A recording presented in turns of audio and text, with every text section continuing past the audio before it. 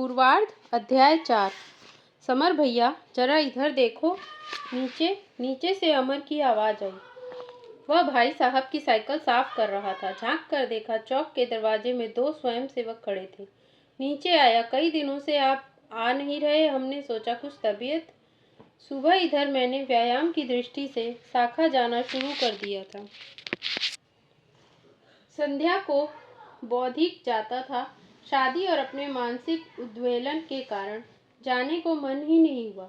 बड़ी मुश्किल से उन्हें लौटाया और निहायत उदास, पांव घिसटता हुआ लौट आया।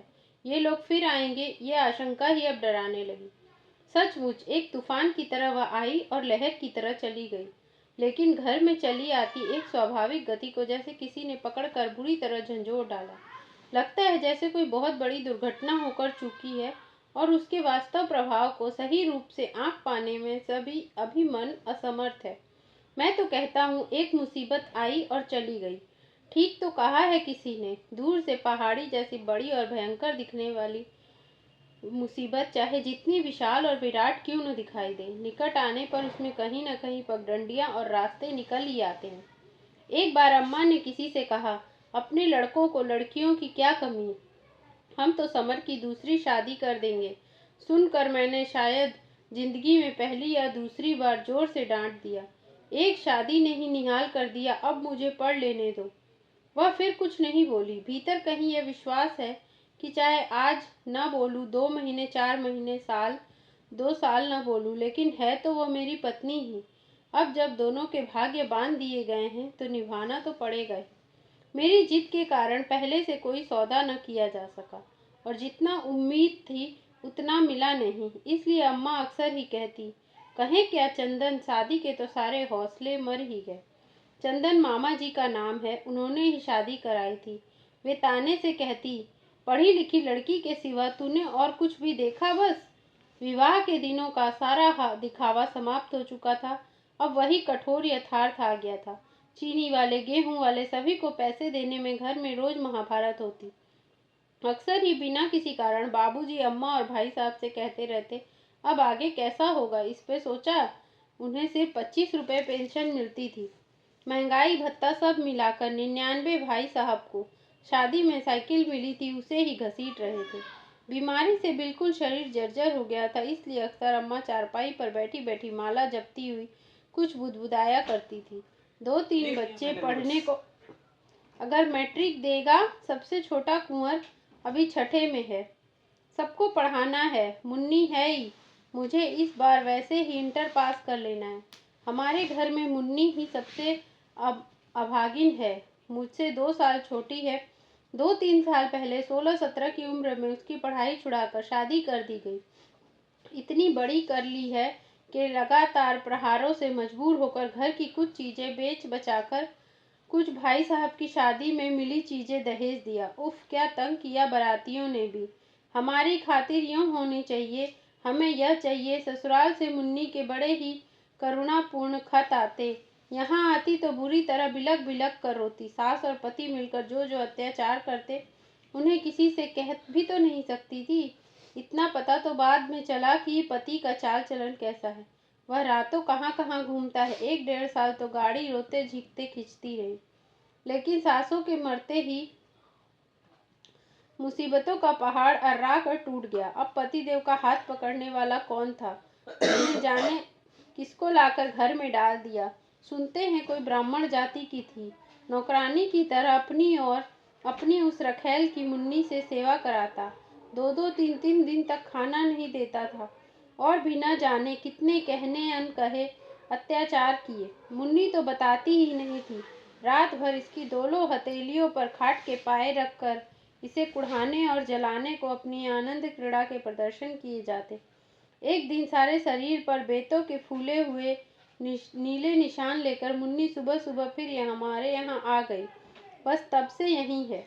अब तो उसे देखते ही मन जाने कैसा हो जाता है। इच्छा होती है उसके पति को पकड़कर बड़े बाजार में ठोकरों और कोड़ों से खूब पीटूं। राक्षस, अपनी फूल सी बहन हमने इसलिए तुझे दे दी थी क्या? देख, शरीर पर चोट यूं लगती है। और मैं मन ही मन दांत पीसता, उसकी काल्पनिक तस्वीर की इतनी मरम्मत करता कि उसके मुंह से झाग निकलने लगते। मुन्नी तो पता नहीं कुछ सोचती भी है या नहीं, अधिक से अधिक चुप और तटस्थ रहना उसका स्वभाव हो गया है। सब नीचे होंगे तो ऊपर अकेली बैठी एक टक ताका करेगी। ऊपर से आई तो सिकुड़ी सिकुड़ाई सी सबकी निगाहों से बचती रहेगी, जाने क्या उल्टा सीधा सोचा करती है। भीतर जैसे उसे कोई चीज पीछे डाल रही हो। हम सब देखते रहे, वह दिन प्रतिदिन पीली पड़ती जा रही है। 18-19 बरस की चमकते मोती सी उम्र झुर्रियों और दुख के पाले में मुरझा गई। लेकिन करे भी तो क्या, अब तो शायद जिंदगी भर उसे यहीं रहना है। बाबूजी ने उस आदमी को कितना लिखा, शहर और बाहर बिरादरी के प्रमुख लोगों द्वारा उस पर कितना दबाव डलवाने की कोशिश की, लेकिन कुछ नहीं होता। खुद इतनी पढ़ी लिखी नहीं कि कुछ कर सके। दिन रात पढ़े लिखे तो 5-6 साल में इतना पढ़ जाएगी कि 30-35 की मास्टरनी बन सके। सिलाई कढ़ाई सीखने में भी 2-1 साल चाहिए, फिर इतना पैसा भी एक समस्या है। यहाँ लड़कों को पढ़ाने की आफत मची रहती है। मुन्ना जब आई थी तो सभी उसके प्रति हमदर्दी दिखाते थे, उसे हिम्मत बंधाते थे। अब तो प्रायः सभी भूल चुके हैं। हाँ, अगर नहीं भूली तो वह स्वयं की घर के ऊपर वह बोझ है। शादी के बाद अब जाने क्यों लगता जैसे घर की वास्तविक हालत मुझे जानबूझकर दिखाई जाने लगी है। लगता ही नहीं कि मेरी शादी हुई है, वह तो शायद कोई और था। अब तो बहू की बात भी घर में कोई नहीं करता। लगता है जैसे मेरी अनिच्छा को जरूरत से ज़्यादा महत्व दिया जा रहा है। किसी एक बाहरी आदमी को घर का आदमी माने जाने लगा है। इसे सब भूल गए हैं। हाँ, एक आध बार भाभी ने प्रसन्न मनस्थिति से हंसकर कहा था, ठीक है लाला जी, सब ढंग पर आ जाएगी। औरत को जब तक दबा कर नहीं रखा जाता हाथ नहीं आती। जहाँ पहले से ही गुमान बढ़े हों वहाँ तो फिर कहना ही क्या है। औरत तो लकड़ी का बंदर है। हमारे बाबा कहा करते थे, इतना भी मुंह न लगाए कि आदमी को आगा पीछा कुछ दिखाई न दे।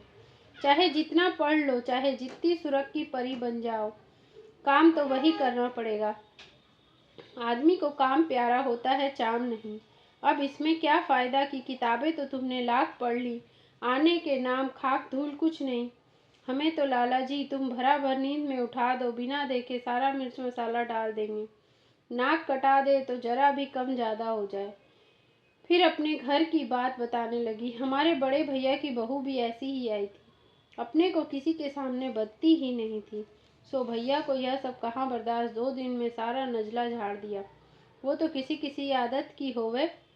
लाला जी बिना पीटे कूटे ठीक रास्ते पर नहीं चले। अब भाभी बिल्कुल ठीक है। भैया की भौं पर बल देखा नहीं कि पत्ते की तरह यों कांप जावे, और उन्होंने पंजा कपकपा कर पत्ते के कांपने का रूप रखा। जाने क्यों मेरा मन बड़ा भारी भारी और रोगी सा रहने लगा है। जब देखो तब रुपए पैसे की तंगी का बखान, हमेशा यह संकेत कि हमारी मदद करो।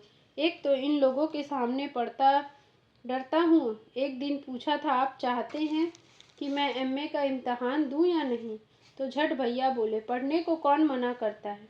मैंने कहना चाहा तो दिन भर या दिन रात की झिकझिक बंद कीजिए। पढ़ने का एहसान भी है और पढ़ने भी नहीं देना चाहते।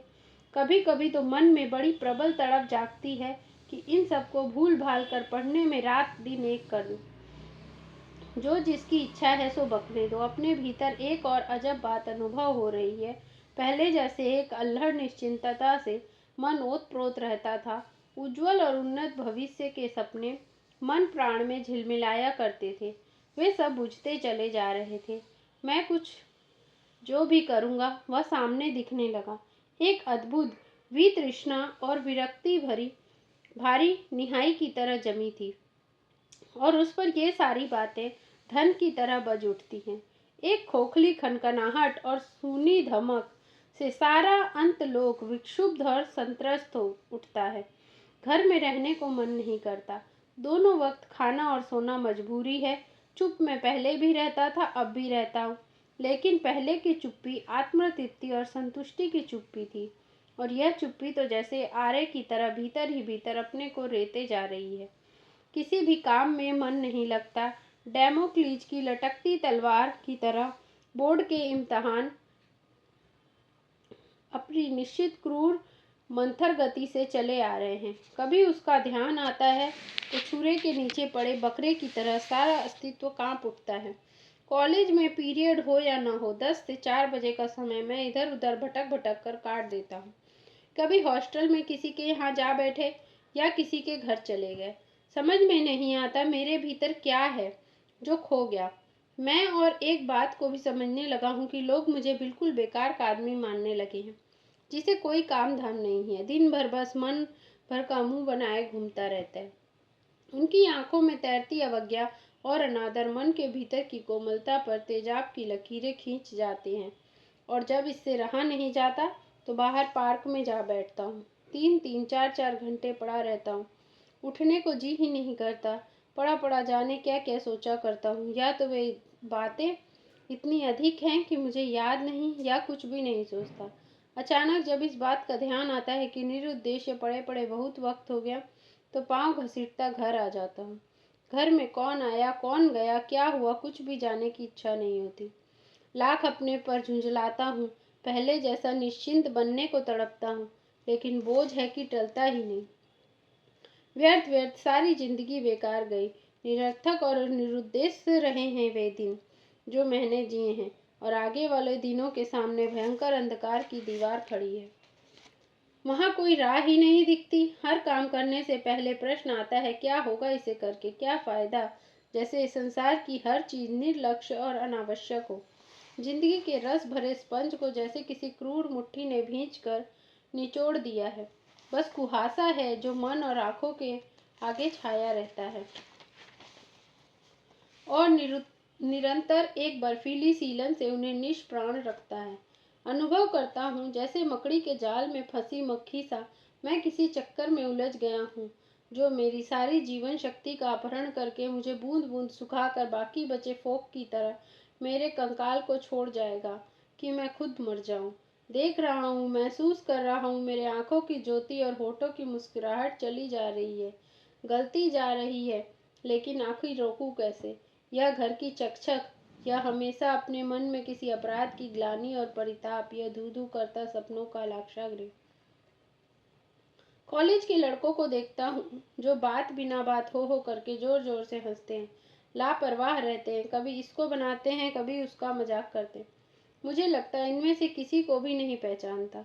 ये चलती हुई लड़कियों पर आवाजें कसना, इशारे करना, उनके टांगों के पीछे चक्कर काटना, या धर्मशालाओं में आकर ठहरी हुई सहायता मांगने वाली शरणागति औरतों के साथ अपने झूठे सच्चे किस्से बखानना, अभिनेता अभिनेत्रियों की बातें करना, या क्रिकेट के खिलाड़ियों की बहसें करना, मुझे सब एकदम नकली और झूठे लगते हैं। यही क्यों जहाँ कुछ प्रबुद्ध लड़के राजनीति पर बहस करते हैं, कम्युनिज्म से भारतीय संस्कृति के संभावित खतरों की बातें करते हैं, वहां जाने का भी मन नहीं करता। लगता है ये सभी लोग ऐसी बातें कर रहे हैं जिनका जिंदगी से कोई संबंध नहीं। इन सब पर मुझे झुंझलाहट भी आती है। ये लोग चुप क्यों नहीं बैठते, क्यों दिन रात बड़बड़ करते रहते हैं, क्यों बेवकूफ़ों की तरह उछलते कूदते रहते। क्या फायदा इन बातों से। भाई मधुबाला संसार की सबसे सुंदर एक्ट्रेस सही, और अशोक कुमार बुढ़ा होकर भी कमाल करता है, फिर तुम्हें उन सब से क्या लेना देना। मानो कि असली खेल की अपेक्षा उनकी रनिंग कमेंट्री लाख दर्जे रोचक होती है, और स्टालिन की लड़की बड़ी बड़ी करतूतें खुल रही हैं। फिर आप आखिर चाहते क्या हैं। सब मिलकर बाहर का यह सारा जीवन निरानंद, खोखला और अनावश्यक लगता है। कभी कभी इन लोगों से बड़ा रस होता है कि क्यों नहीं मैं भी इन सब को जी खोलकर हंस बोल सकता, क्यों नहीं उछलकर रास्ते में पड़े सिगरेट के डब्बे में किक लगाने का मन करता, मगर मैं करूं क्या, मन ही मर गया। कॉलेज के लड़कों से दिन रात मनहूस मनहूस सुनने लगा हूँ, जैसे मैं 20 साल और बुढ़ा हो गया हूँ। एक गहरी निराशा, सूक्ष्म किंतु व्यापक थकान मेरी रग रग में बैठ गई है। बादलों के पार लहराता यह भगवा ध्वज मुझे दिन दिन दूर होता चला जा रहा है। लगता है सिनेमा देखे बरसों हो गए हैं। विवाह के दिनों में एकाध देखा था। जाने कैसे मन में यह बात समा गई कि विवाह के बाद अम्मा बाबूजी से पैसे मांगने का अधिकार छिन गया। निराश और हताश मैं अकेला पड़ गया हूँ। कभी कभी गीता पढ़ता हूँ तो क्षणिक शांति मिलती है। मंदिर के एकांत में बैठकर सोचने से सुख मिलता है। बस उसी समय लगता है जैसे मैं सब कुछ भूल कर आया हूँ, दुश्चिंताओं और परेशानियों से फटती नसों को यहाँ का सुगंधित अगरू धूम्र सहला सहला कर सुला देता है। हाँ, लौटते समय लगता है जैसे मैंने फिर उसकी काएं काएं वाली दुनिया में जा रहा हूँ, जहाँ मनुष्य कोल्हू में पेला जाता है। लेकिन एक घटना के बाद अब मंदिर जाना भी छोड़ दिया। कमीज पजामा पहने एक निहायत ही कमजोर मरा भिनकता सा पंजाबी शरणार्थी मंदिर में घुस आया था। प्रसाद मांग रहा था। पुजारी जी ने बाहर बरगद के नीचे जलती धूनी की लकड़ी से उसे कुत्ते की तरह मार मार कर भगाया। उस दृश्य से मेरे मन में कुछ फट गया। बोला, मैं कुछ देखता नहीं, सिर्फ देखता रहता हूँ, जैसे 6 मंजिल ऊपर से नीचे का दृश्य देख रहा हूँ। लेकिन मंदिर में वह मेरा अंतिम दिन था। हर क्षण ऐसा लगता है जैसे सबने मिलकर मेरे विरुद्ध षड्यंत्र कर लिया। इसे अकेला छोड़ दो। सीधे मुझसे कुछ न कहना, मेरे प्रति अपमानजनक उदासीनता दिखाना या ढाल ढाल कर इशारों में सब कुछ कहते रहना मुझे दिन रात खाए जाता है। जैसे हर आदमी मुझसे उबा हुआ है, हर एक को मुझसे घृणा है और सबके चेहरे पर मेरे लिए एक तीखा तिरस्कार। मुझे इससे डर लगता है। घर की ओर आते हुए एक विचित्र आतंक से मन धड़कता रहता है। मेरे विवाह से आपकी आशाओं को पूरा नहीं किया, यह भी क्या मेरा ही अपराध है? कभी कभी मन में बड़ी ललक उठती है। अम्मा मुझे बुलाकर क्यों पूछती क्यों नहीं? भाई साहब को मेरी ओर देखने की फुर्सत भी नहीं। बाबूजी के प्रति मेरा भय दिन दुगना रात चौगुना बढ़ता ही जाएगा। मैं प्रभा के बारे में जरा भी नहीं सोचना चाहता, लेकिन घर में उसकी बुराई की कथा का कोई न कोई अंश है दिन में पड़ता रहता है। मन में हल्का विरोध उठता है। क्या इन लोगों को कोई और काम नहीं? मैंने कहा था मेरे पाँव में यह चक्की मत बांधो। जाने कैसे घमंडी लड़की मेरे माथे मड़ दी लाकर, और सारा दोष भी मुझे ही मिल रहा है। अक्सर ही मैंने उसके चित्र को मन में दोहराया और पाया कि निश्चय ही उस सारे व्यवहार की जड़ में उसका अहंकार है। लेकिन जब भी तटस्थ होकर सोचता हूँ, खुद ही पूछता हूँ, यह कैसे हो सकता है? मेरी पत्नी 4 दिन मेरे घर रही हो और मैं उससे एक शब्द भी न बोला हूँ। और जब यह सहा नहीं जाता तो इच्छा होती है कहीं एकांत में बैठकर इतना रोऊं कि बेहोश हो जाऊं, और बेहोशी कभी न टूटे। फिर मन में यह क्या कमजोरी है कि कामना करता हूँ। रोते समय तकिया का गंदा लिहाफ होठों से न रगड़ा जाए, माथा मंदिर के ठंडे संगमरमर के खंभे से न टिका हो, गालों पे लॉन की सूखी घास न चुभती रहे। नहीं जानता इनकी जगह क्या हो तो मुझे शांति मिले।